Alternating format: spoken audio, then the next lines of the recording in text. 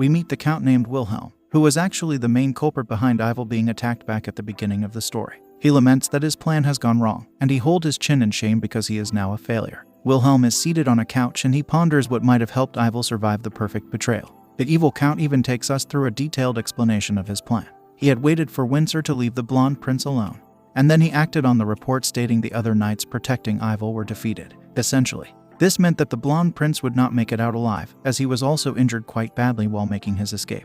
None of this makes any sense to Wilhelm because it would have taken a miracle for the blonde prince to survive the evil plan. To add on to his troubles, the evil Count has also been told that Ivel has informed the king he is going to seize the power of the throne. Nothing seems to be going according to plan, and Wilhelm worries if he has made any incorrect calculations. Now, Wilhelm carefully assesses the current situation and tells us that the nobles are currently siding with Llewellyn only because of the fact that he has awakened his wolf powers. It doesn't seem to matter that the third prince is a spoiled brat who does not deserve to live like a king. It just goes on to show how important the power of a wolf is to the empire. Basically, this is a myth which dictates that those born with wolf's blood are fit to be the royal leaders of the land. This myth was also supported by the strong shapeshifters, who are also known to have a free-spirited perspective of life. We learned that these shapeshifters can take the forms of tigers and horses, just like Ivel can take the form of a wolf. These shapeshifters have also promised never to attack the empire as long as they have a wolf leading them. Wilhelm then tells us that this promise was given by the Tiger Man, whose name is revealed to be Carlin.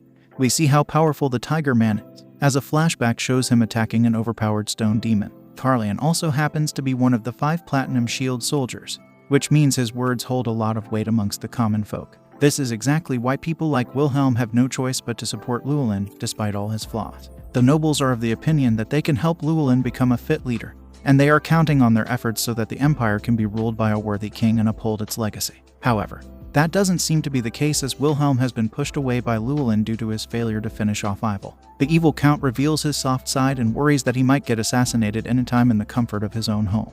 Okay, before we continue with Wilhelm, I want to shout out Lo-Fi Iboon's amazing new album, Chill-Fi. It's got some sick beats which are great for studying and relaxing, and are also perfect if you need background music while you're doing your daily chores. It's personally some of the best lo-fi music I've ever heard, and I listen to it all the time, even when I'm reading up on Raynell's fate with Ivel. You can check out Chill-Fi using the link in the description.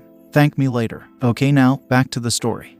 He does have the choice to walk on another path, and he gets up from his seat looking more motivated than ever. Now, Wilhelm goes to meet Ivel, but is shocked to see Raynell on his shoulder, who is looking dramatically deadly. The blonde prince welcomes Wilhelm with the bird of death resting peacefully on his shoulder. However, he is mindful that Wilhelm is Llewellyn's right-hand man, so he asks the Count if he's come here to apologize for launching the attack on him earlier. Even the Crow Girl shows her sparkling eyes for added drama, and it makes Wilhelm shiver out of fear. Tensions run high as the Count comes up with all kinds of theories. He thinks that Ivel doesn't want to give him an audience, and is rather threatening him with an overpowered bird of death. It's a rather hilarious imagining, but Wilhelm figures there's no point acting like coward. Instead, he explains that he had no other choice but to follow Llewellyn's instructions as he used to be a follower. Ivel is quick to notice the past tense in Wilhelm's semantics, so he comments on things changing between the Count and the third prince. It turns out that the blonde prince had already anticipated this response, because he knows that the people of the empire are going by the myth. He even narrates Wilhelm's plan to him and is 100% accurate with everything he says. Ivel knows that the Count has been abandoned by Llewellyn due to his failure to get rid of him. He then confronts Wilhelm because he knows the Count has no one else to go to. Even Raynell would like to hear an answer, and Wilhelm is amazed by the blonde prince's intelligence. He confesses that Ivel is fit to be the king of the empire, so he kneels down in subjugation. The blonde prince calls him out for being a two-faced snake, but the Count is ready to accept the consequences of his actions.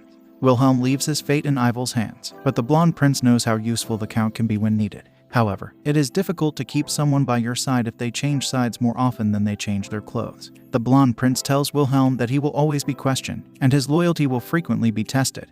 But the Count is ready to live that kind of life, so he is allowed to walk away alive. This gesture confuses Raynell, so she changes to her human form and asks her lover boy why he allowed Wilhelm to live. Ivel doesn't have time to give her a lengthy explanation, so he simply states that there are more pros than cons of having Wilhelm on his side. One of the pros is that this move might make other nobles want to change their loyalties and switch over to Ivel's side, which will be a huge advantage for him. The blonde prince acknowledges that Wilhelm almost assassinated him, but he is also thankful because this led him to meet Raynell. He turns on the charm in front of his Crow Girl and asks her why she helped him in the first place. The real answer is that she didn't want to eat worms for the rest of her life, But Raynell can't say this, so she tries to think of another response. The crow girl eventually says that she found his blonde hair to be extra shiny, which was why she helped him. Raynell also says that she didn't expect Ivel to think of her as a hidden dragon, and it leads to a cute moment between them. Eventually, the blonde prince says that he is going to take better care of his hair so that Raynell can continue to like him. The lover boy is too much for our hero to handle, and she turns into a crow again out of shyness. Ivel finds this amusing, and Raynell thinks about how precious he is to her. She figures that she needs to help the blonde prince from afar, because things are going to get interesting, and she wouldn't want his reputation to be tarnished because of a bird of death. Now, we see Ivel in a bothered state of mind, and he asks Windsor for some help, which he finds rather surprising. To give us context, Windsor explains that things have changed ever since Wilhelm shifted his loyalty to Ivel. This led to a lot of other nobles going to the blonde prince in private and pledging their allegiance to him. Ivel's team has been growing steadily, while the opposite has been happening with Llewellyn. It doesn't make sense for the blonde prince to be so worried, so Windsor raises his sword and promises to take care of whatever it is that's bothering him. However, Ivel reveals that he's upset because Raynell hasn't been following him around like she used to. He feels like he's done something wrong, which is why his crow girl has stopped showing him love. As expected, Windsor is upset to hear this and curses Raynell because he doesn't know that she can take human form. He even believes that the crow girl is playing a trick on Ivel and making him worry so that he can be driven to an early grave. Windsor's imaginings of the bird of death are quite dramatic, but at the same time, he blames himself because he knows that Ivel would not have to depend on Raynell if he had just stuck by the blonde prince and protected him. Windsor knows it's too late to cry over spilled milk, so he looks at a possible way to make Ivel forget about his crow girl. He promises his master that he will do whatever he can to fill up the empty space in his heart. The knight doesn't seem to be aware of how weird his solutions are, because he is ready to chop off his finger or even pull out his heart, just for the sake of entertainment. The blonde prince is not at all impressed by these excessive displays of subservience, so he tells Windsor to get out of the room. Time passes by, and Ivel grows more stressed, so he asks his maids to change the ornaments of his room, hoping to please Raynell. The crow girl pops out of her head and wonders why everyone is working so hard. She gets bored and wants to be of use, but there's not much that she can do. Our hero reasons that she has distanced herself from Ivel because he is going to be meeting a lot of nobles, as has been the case ever since Wilhelm switched loyalties. She believes that it will not be a good look for the blonde prince to have a bird of death on his shoulders while dealing with such noble. The crow girl has already experienced awkward situations with people such as Windsor and Wilhelm, so she knows there's no point in showing herself more than she needs to. Despite this, she is still feeling useless and wants to do something to pass the time. She had thought of spying on the maids, but she knows that Llewellyn would only send a pro to inspect Ivel's room. Our hero's boredom reaches such heights that she considers swallowing some more gems, but her human instincts battle her crow urges. With nothing else to do, Raynell decides to become friends with the maids working in the room. She approaches one such maid with a pretty flower, but it only leads her to get scared because she thinks the bird of death is approaching her. The maid can't fight the crow girl because she knows Ivel cherishes her, so she cries like a baby and asks for mercy. Luckily, Raynell drops the flower into the maid's hands, and she changes her opinion of the crow girl. Our hero knows it's going to take time, but she makes it her mission to make everyone friends with her. At that very moment, Ivel shows up and tells the maid that she can accept the flower even though it might be worth more than her entire salary. The maid is humbled by this act of kindness and thinks about how sweet kind Raynell actually is. She also mentions how the crow girl and her lover boy are so much nicer than the spoiled brat Llewellyn. Meanwhile, Ivel has a word with Raynell and asks her if she's been avoiding him so that she could become friends with the maid. Our hero feels as if she's been caught cheating and tries to come up with an excuse. However, she figures it's better to speak the truth, and then she explains the whole situation to him. The blonde prince is taken aback upon hearing Raynell's real reason for avoiding him in public. But then the crow girl also explains that even he wasn't a fan of hers at the very beginning. This is almost like a shot of karma, and it makes the blonde prince feel bad about the whole thing. He then approaches Raynell and holds her hand, after which he says that he will always cherish her, no matter what others might say. Prince Charming goes into overdrive as he promises Raynell the world and says that he push anyone away who does not like her. These words are way too much for our hero to handle, and she has most definitely fallen in love with her blonde prince. However, instead of saying something sweet and romantic, she asks him if he can find another crow to be her mate. Raynell is hilariously shocked over how she is thinking like a crow while she is in human form, but the funniest part is that Ivel is baffled by her words. The crow girl tries to explain herself and says that she's lost her mind, but apparently, all she can do now is call like a crow. Despite the strangeness of the whole situation, Ivel still understands his crow girl's intentions. He believes that she's been a crow all her life, which is why she must be craving a crow to be her mate. However, he is not going to let any filthy crow lay his hands on his sweet princess. Instead, he is going to choose the most elite crow from the whole kingdom to become Raynell's partner. Raynell even imagines the whole thing to be a reality show,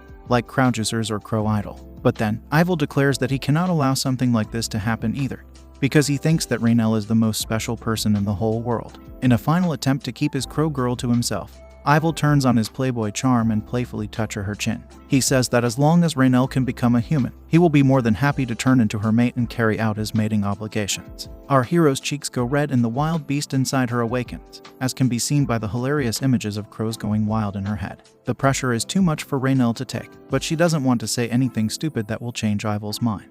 The only thing she can do for now is a retreat, so she turns into a crow and hides on top of the chandelier. Ival is amused by how embarrassed his crow girl can get, and she laments that her lover boy is a wicked prince who knows how to push the right buttons, or in her case, feathers. She curses herself because she doesn't have any dating experience, but promises to ravage Ival like a wild beast once she has the confidence not to be shy around him anymore. The blonde prince continues to laugh over what just happened, and he realizes that he's always free from worries whenever he's with his crow girl. Raynell takes all the stress of conquering the throne away from Ival, and even his fear of death and a general sense of distrust have no meaning when he's with his sweet princess. The blonde prince is almost in a trance as he explains his experience of being with Raynell as some kind of enlightenment.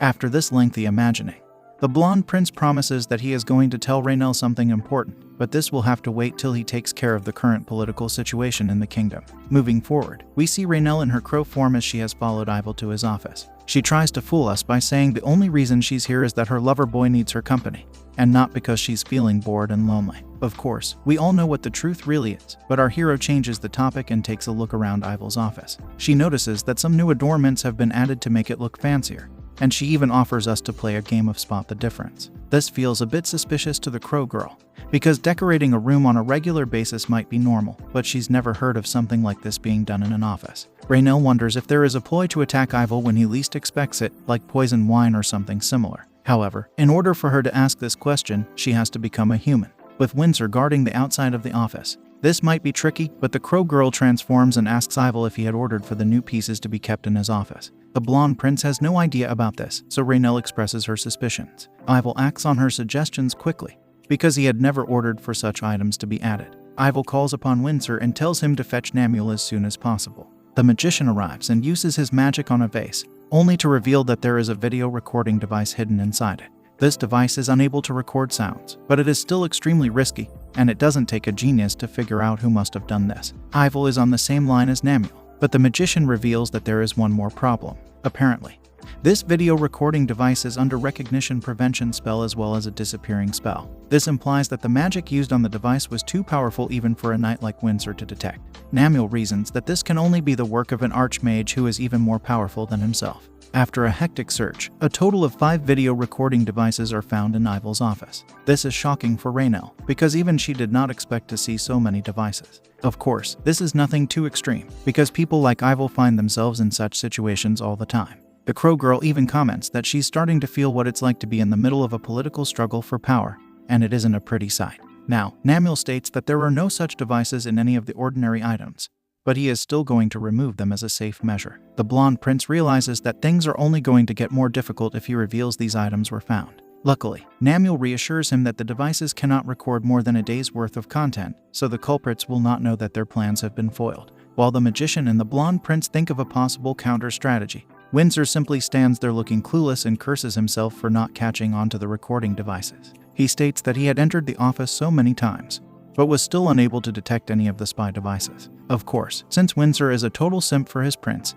he decides to end his life because he believes he is not worthy enough to protect Ival. Now, Namuel tells the blonde prince that they should check his room for such items as well, but the first priority is to stop Windsor from slashing himself with his own sword. As expected, there are a lot of spy devices in Ival's room as well, and it leads to a huge commotion in the imperial palace. All of the maids and butlers entering Ival's room are summoned for questioning, and are treated rather roughly. It is here where we learn that the maid from earlier was the one who planted all the spy devices. She was ordered by Llewellyn to carry out this task and had no other choice, because he had threatened to harm her sick brother if she refused him. This had put the maid in a spot of bother, and she fears that her end is near, but more importantly, she is worried for her sick brother. The interrogations are about to begin, but Ival is aware that his brother might have forced someone to carry out his plan, so he orders his men to protect the culprit as they might not have had any other choice. After this, the blonde prince summons a mysterious being and orders them to monitor the chamberlain. Ival knows that there is no imminent danger, because he has ordered for all the spy devices to be destroyed. However,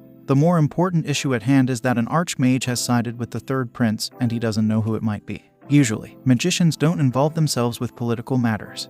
But Ivel starts to understand why someone as capable as Wilhelm was thrown out by Llewellyn. One other thing that's bothering the charming prince is that his brother has not ordered the archmage to assassinate him, even though he had the option to do so. Ivel wonders if this is because the third prince wants a fair fight between the wolves. But there isn't time to focus on such questions, because the king is still alive. Ivel knows that he has too many problems to solve and also believes that Llewellyn didn't see his transformation when he was trying to teach Raynell how to shift bodies.